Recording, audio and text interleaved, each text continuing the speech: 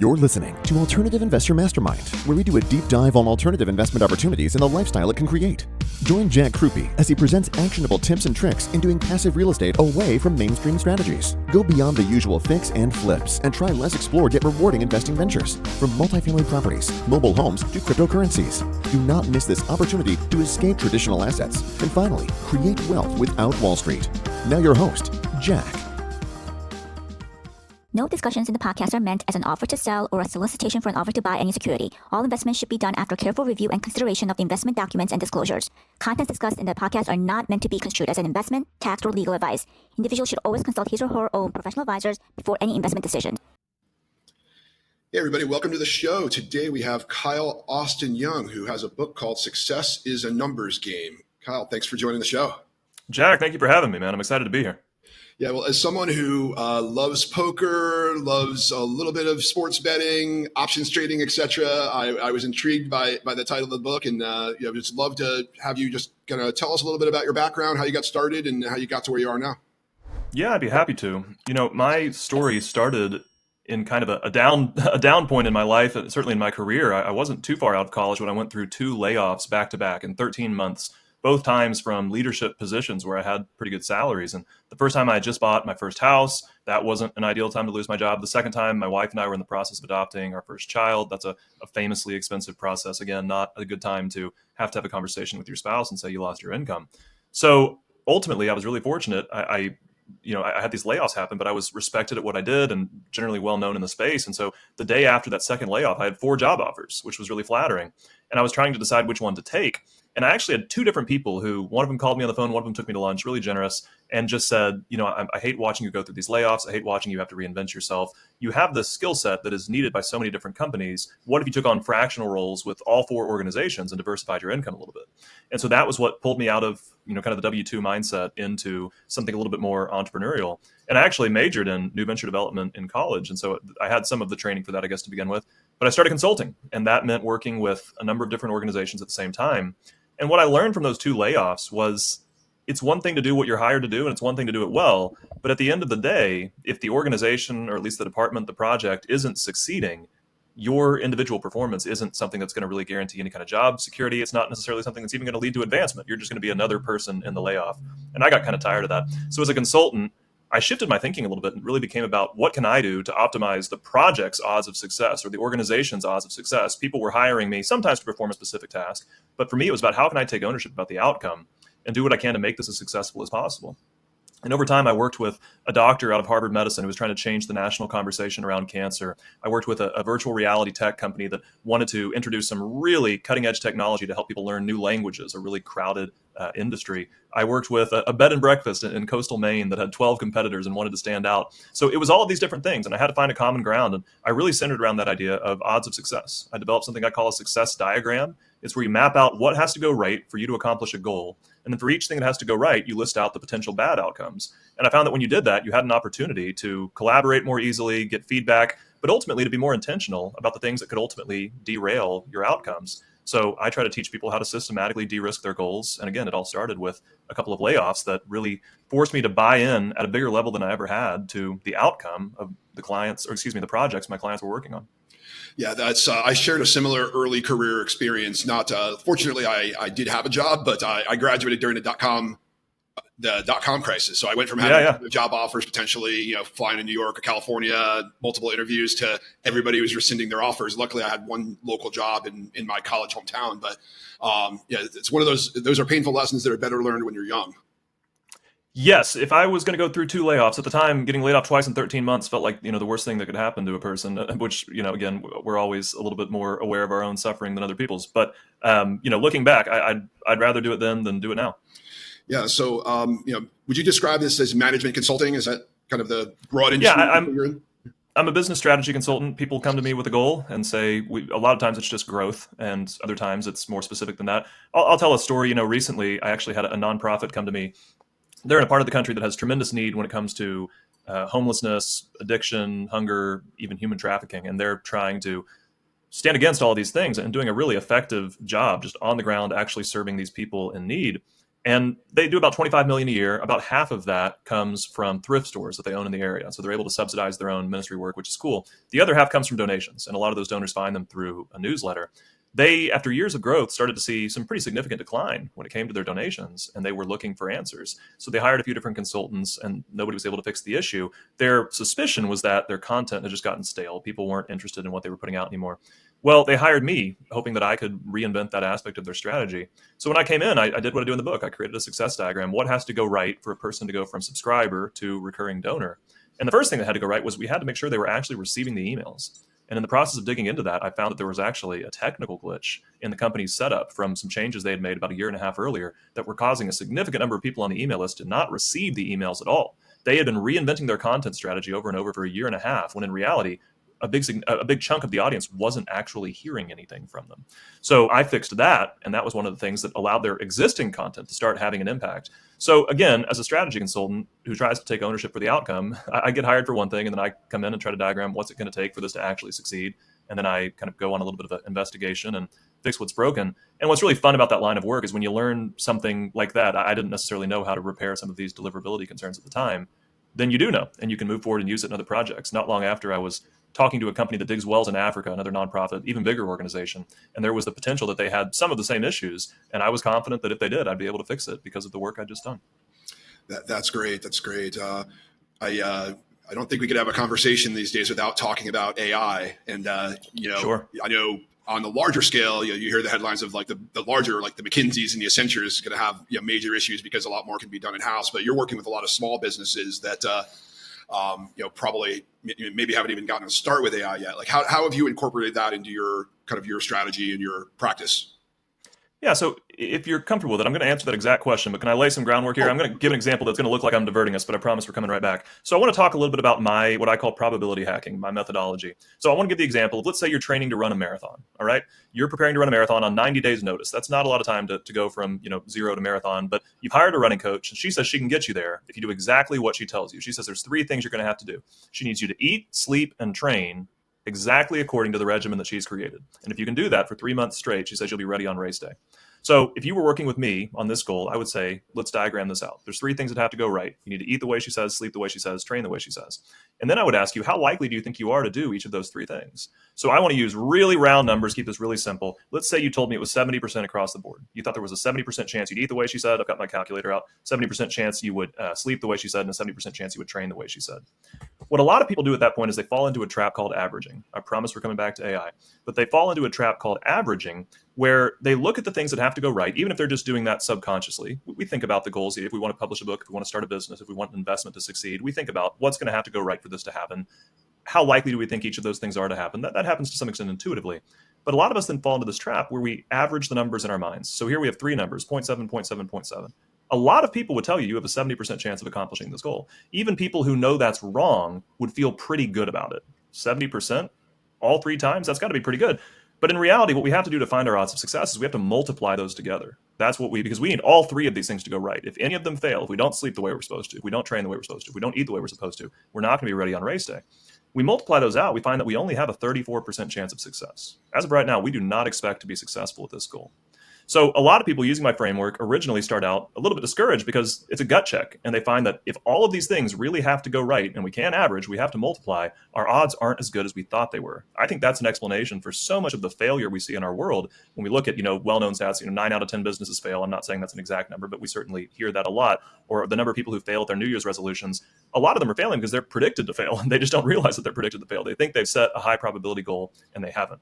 So what I teach people how to do, I promise you, we're coming back to artificial intelligence. I promise you, Jack, what I teach people how to do is go through that diagram. And for each thing that has to go right, I tell them to think negative. I tell them to try to brainstorm the potential bad outcomes that could happen instead of what they want. So let's talk about the prerequisite of we have to train. We have to run according to this schedule for 3 months. What are some things that could derail that? This is one of the areas where I incorporate artificial intelligence. Is if I have a goal, I ask AI, what are some of the things that could go wrong? Because probability can be understood similar to how we've traditionally understood matter. It can't be created or destroyed. The odds that we want are hiding in our potential bad outcomes. What are those? Well, in the example of needing to train for 90 days, what if it rains on a day when I need to go for a run? That's something that could derail all of this. What if I have an injury? What if I wake up and I'm not feeling very motivated that day? What if my schedule gets swamped by an unexpected event or commitment? All of these are things that could keep us from accomplishing this goal. And that's the reason our odds aren't better. So I then help people try to get really creative and intentional and brainstorm ways to minimize the risk of those things happening. If it rains, what will I do? Well, you might need a gym membership for the next 90 days in case it's raining. What if my schedule gets swamped? Maybe you should run first thing in the morning before people have a chance to get things on your calendar. Maybe you should buy an extra pair of running shoes and keep them in the car. I find that AI is an excellent pessimist. It's anything trained by the internet ought to be a pretty good pessimist, right? It does a really good job of helping you identify the things that could happen instead of the things you want. And when you reduce the likelihood of those bad outcomes, your odds of success can improve enormously. Just to put a bow on the marathon example, if after doing that for each of those 3 steps, we now feel that we're 90% likely to stick with the eating program, stick with the training program, stick with the sleep program. I'm just, again, calculator on my phone. That puts us at a 73% chance of getting what we want. When we do that religiously in the different goals in our lives, we can win more, lose less, and get more of what we want. That's great. And it took me a second to do the math. I fell into the trap of 70% myself, but then I was like, most people do. Yeah. But then, I caught and imagine if it wasn't a marathon. Imagine if it wasn't something with such low stakes. If you don't run the marathon, you don't run the marathon. Nobody knows, nobody cares. What if you were wrong about a business you were starting? What if you were wrong about, an investment you were pursuing? I'm not giving any kind of financial advice here, but what if you were looking at, a company you were thinking about starting or participating in, and you think, okay, we just need 3 things to go right. Now, that's unlikely. You probably need a lot more things to go right. And all of those look pretty good individually. But when we misunderstand how the odds work, we can participate in projects that are expected to fail. I think we have some bitter people today who are frustrated with the outcomes they've gotten. And it's certainly possible to get unlucky. It's possible to still fail. I have a client who launched a book that should have been the biggest book in the world. The day before it came out, it was number 32 in the entire Amazon store. The day it did come out was September 11th, 2001.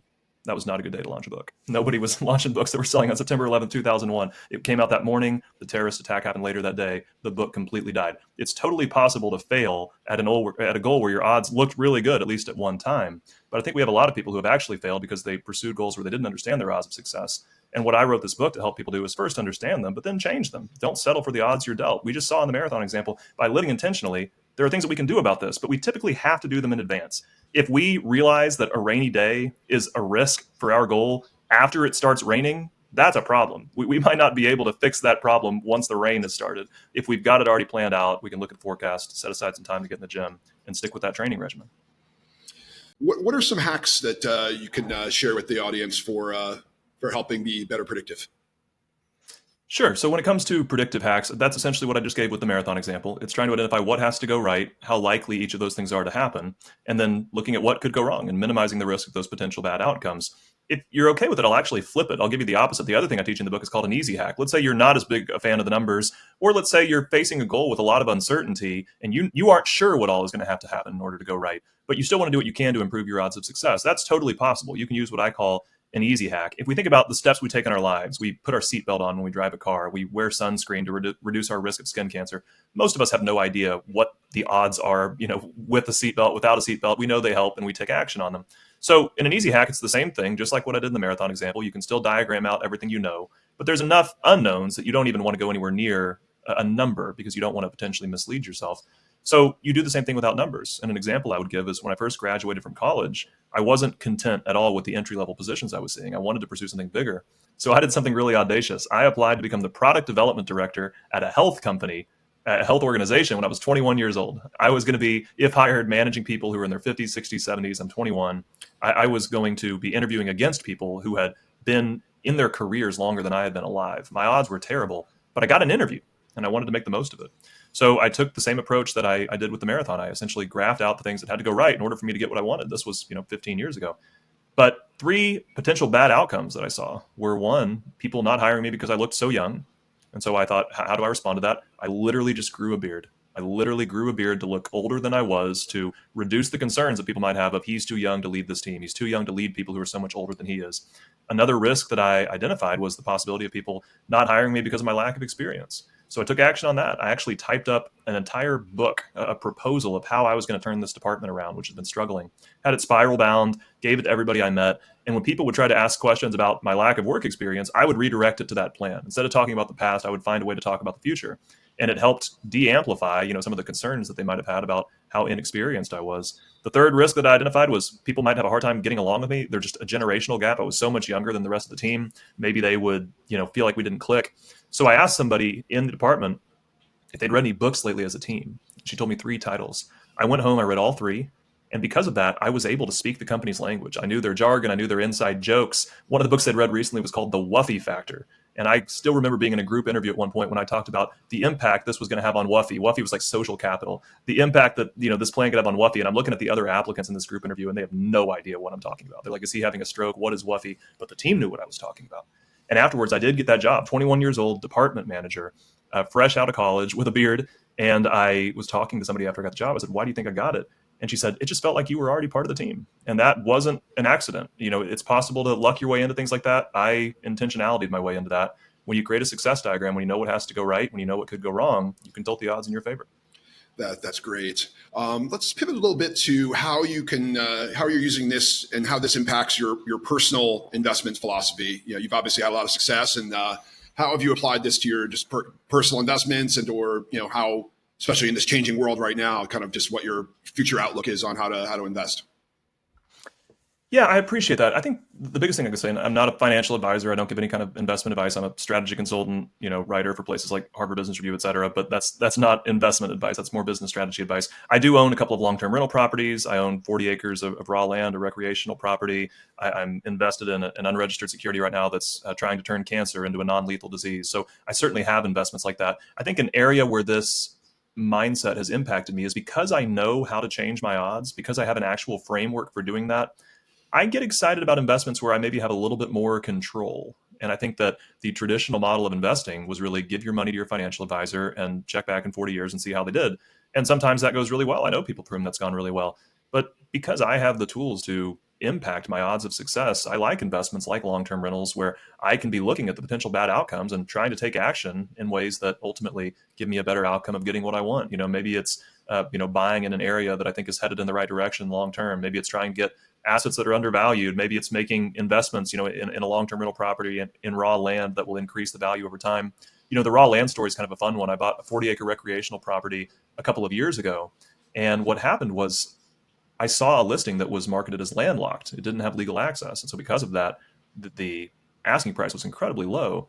I knew enough about local law in the place where I was considering investing that I knew there was the potential for that not to be true. I knew that if it bordered a certain land designation called a section line, that in this particular county, I would have the right to put a driveway in, and I would have legal access through an easement guaranteed by the county. And so I did my homework. I brought in a surveying firm, and I said, does this border what I think it borders? And they said, yeah, it does.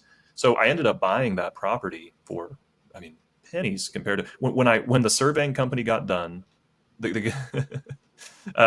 let me translate it. His answer had a word in it that I shouldn't say on this podcast. The surveyor, he says, I want you to buy this thing right now, and don't you tell anybody until it's under contract, because they were asking for so little because it had been sitting for a long time. Everybody got scared off by the idea that they thought they'd need a helicopter to access this land. And I knew that wasn't true. So I buy it. I was right. I get letters in the mail. I got one this week. I get at least once a month people offering to pay double, triple, quadruple what I paid because now they know that it has legal access. So that was just an opportunity to change my odds of success. I say that I stumbled upon that listing. That's where I kind of misrepresented it. That didn't happen. I know that law well enough that I went looking for properties that were marketed as landlocked, knowing that there was a loophole that a lot of people weren't aware of. I found one that was close to where I lived at the time, and ultimately, was able to use what I knew to find an asset that was undervalued. So I think that's a big part of how it's impacted my investing strategy. Is I like to have some control because I trust my decision making. Sure. So to go back to your initial talks on probability hacking, what are the steps to the actual framework? Yeah, no, I love it. It's a great question. Step one is you're going to try to create a success diagram. You're going to try to think about what has to go right for me to accomplish this goal. And you're going to list everything you can think of, everything that truly has to go right for you to get the outcome that you want, the actual prerequisites to your success. You're going to diagram them out. I can't really show you that here, in a mostly audio format, but you're going to diagram them out, just list them side by side. And beneath every single one of them, you're going to write the potential bad outcomes that could happen instead of the outcome that you want. When I was applying for that job, there was a bad outcome where I was not hired because of my youth. There was a bad outcome where I was not hired because of my lack of experience. There was a bad outcome where I was not hired because the team was worried they weren't going to be able to get along with me. So that's the second step, is figuring out those potential bad outcomes. When you've done that, the third step is just to be really intentional about trying to find ways to creatively de-risk your goals. What are the choices that you could make that would change your odds of success? And again, similar to how we've traditionally understood matter, you can't create or destroy probability. You steal it. You take it from the outcomes that you don't want to happen and apply it to the outcomes that you do want to happen. So when you do that over the course of time, if you're predictive hacking, if you're putting some numbers on it, which are estimates, and even an estimate doesn't, even a perfectly accurate estimate, if such a thing could exist, doesn't guarantee success. It tells you how likely success is to happen. But you then have a number that can inform your decision making. And what's great about having everything graphed out like that is when you have a decision to make, let's say you're making a new hire. Do I hire candidate A or B? Well, go back to your success diagram, look at what has to go right, look at what could go wrong, and ask yourself the question, how does candidate A affect these possibilities? How does candidate B affect these possibilities? Because you have it all out in front of you, you can make more informed decisions. It's also nice because when you have a good picture of what's going to have to go right in the future for you to get what you want, you have the ability to start collecting those advantages now. I think about publishing this book. I was really fortunate to get a big advance. I'm signed with a subsidiary of Penguin Random House. That's a tough thing to do. It's very tough to get a big advance as a first-time author with a Penguin Random House subsidiary. That's hard.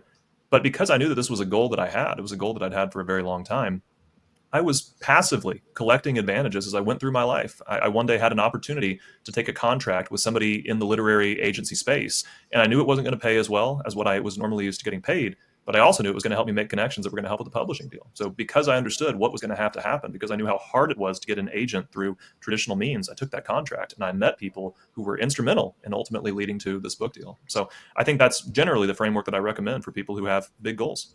Yeah, that's great. That's great advice. And it has parallels to sales as well. Thinking back to when I was 18 years old, I sold Cutco knives for a summer, and it was the objection cycle. And what you did 100%. with that job was essentially the objection cycle. You tackled all the objections before they could come up.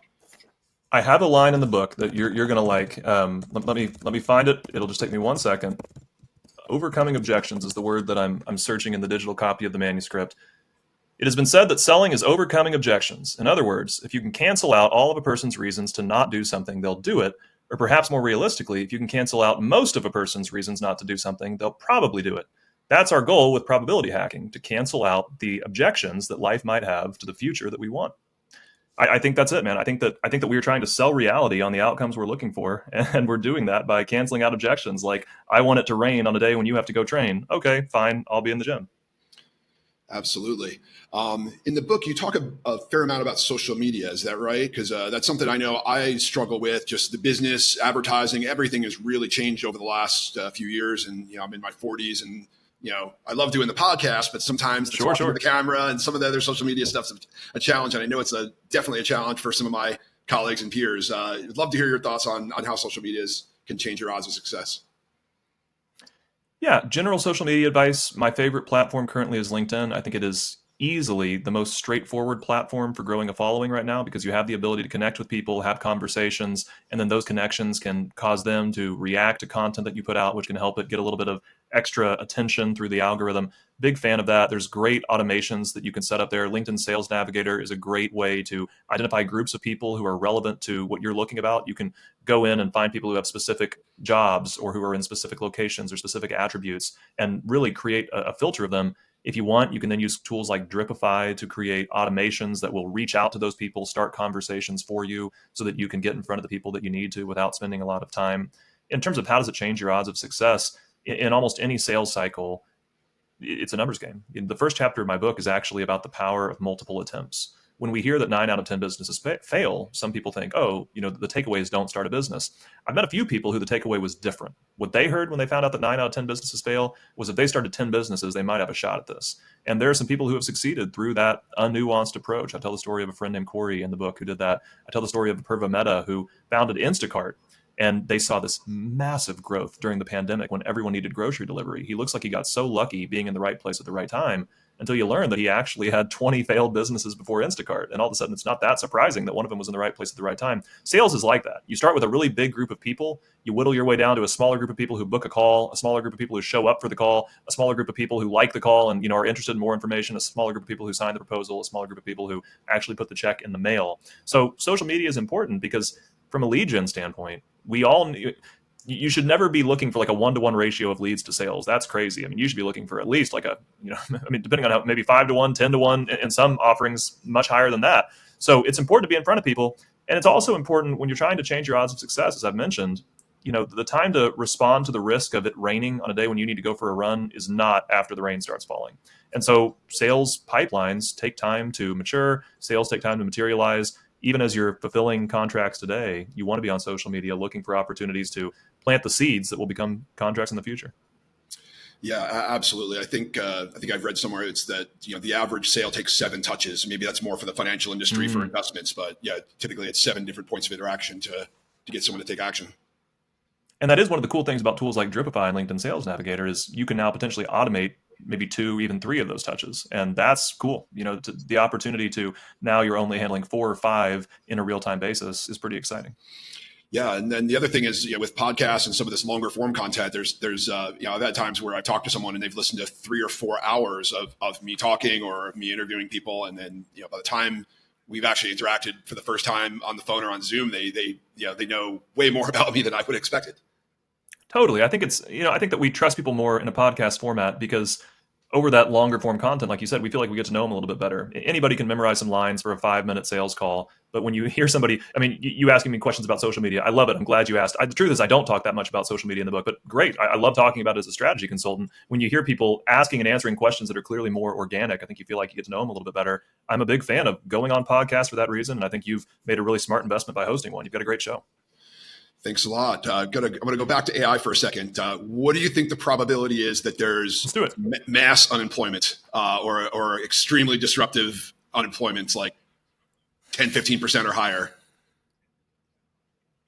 I think it depends on what you describe as employment. I do think that the way that we work is going to shift. I think that the traditional W-2 full-time model is going to become less prevalent. I think we're going to see more people working in something closer to the work that I do, like a fractional or freelance capacity.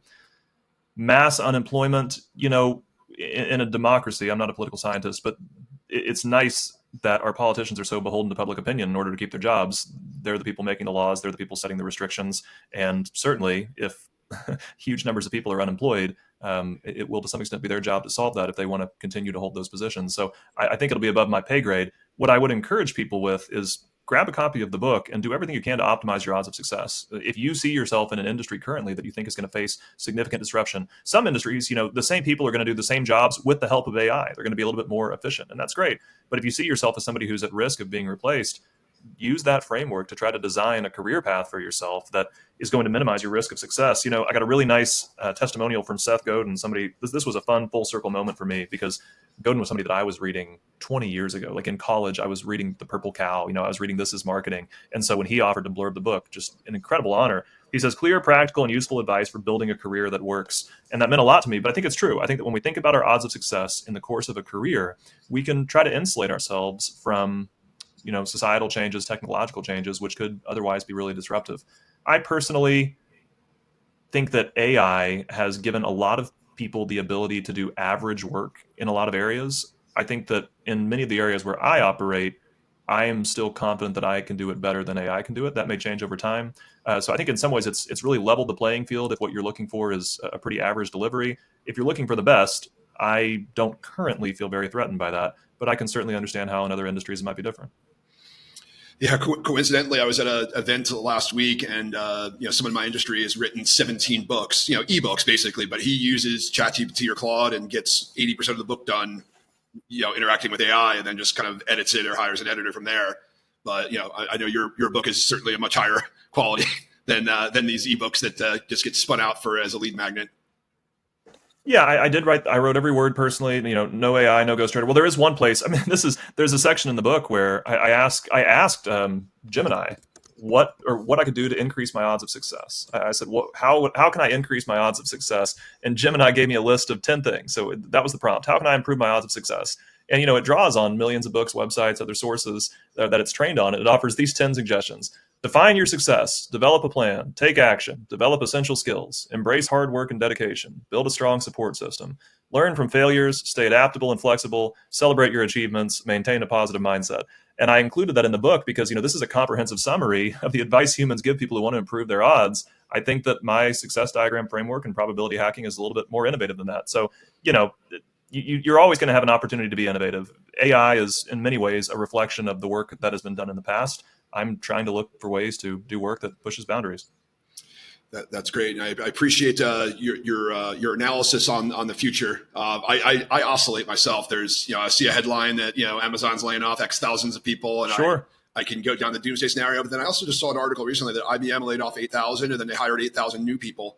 Granted, they kind of got rid of the clerical jobs and they hired a lot more senior engineers and salespeople because of the increased productivity. So, I'm cautiously optimistic, but I do worry this may be a little more disruptive than the last cycle of the outsourcing of manufacturing in the 90s. Yeah, that's exactly right. And I was going to kind of reference that too. I certainly don't know what the future holds. I empathize with people who are scared, but we've seen disruptions like this before that did have a temporary impact. But, today, most of the people impacted have gone on to find new forms of employment. So I think that there will be an opportunity for that. If you're looking for ways to differentiate yourself in the world of AI, I would encourage you to make trust a big priority. Earning people's trust is just going to become bigger and bigger because there's less accountability with AI generated content. We don't know necessarily who the person is behind, the AI generated person in the video, the AI generated script that was written. And so there's going to be skepticism with that. It's harder to hold AI accountable when it makes a mistake. We talk about, I had somebody in my house doing work recently, it's like licensed, bonded, insured. Does AI have an errors and omissions policy? What happens if AI gives you bad advice? To my knowledge, it doesn't. I think that, there's always been a premium placed on trust. I don't think that's going anywhere. And I still find that for a lot of questions, I don't share my best ideas in a blog post. I don't put the smartest things I know on Twitter, right? And so what I found is I think that we're going to see easier access to average information, but I still think there's going to be some privileged information that you're going to have to pay for. Yeah, absolutely. And, I follow a couple Substacks and, and blogs, and it makes a lot of sense. We've covered a lot here. Is there anything we missed? Any parting thoughts or advice? I think that one of the more controversial things to come out of my book is me inviting people to think negative. I think everybody tells us to think positive. Everybody tells us, when we're considering a goal or pursuing a goal, they say, don't worry about what could go wrong. That'll just discourage you. I think you should worry about what should go wrong. I think you should totally worry about that. I get the reasons why we don't want to. I think historically the reasons were we thought there was nothing we could do about it. And so it was better to just not know. That's not true. When you have a way to actually diagram out what has to go right, what could go wrong, you can work intentionally to systematically de-risk your goals. But you got to think negative. You have to identify those potential bad outcomes. So when you're laying in bed at night worried about something that could go wrong in your business, something that could go wrong in an investment, that's okay. The step then is to ask the question, what can I do to make that less likely? When we make our bad outcomes less likely, we make our good outcomes more likely. In the context of a single goal that can change your outcome, in the context of several goals that can change your career, and over the course of a lifetime of goals that can even impact your legacy. Yeah, that is so fitting for investors, especially in the commercial real estate industry, where there's been a lot of risk the last couple of years with interest rates and insurance, and a lot of things have gone wrong. So that is very timely and fitting advice that I know that my audience will appreciate.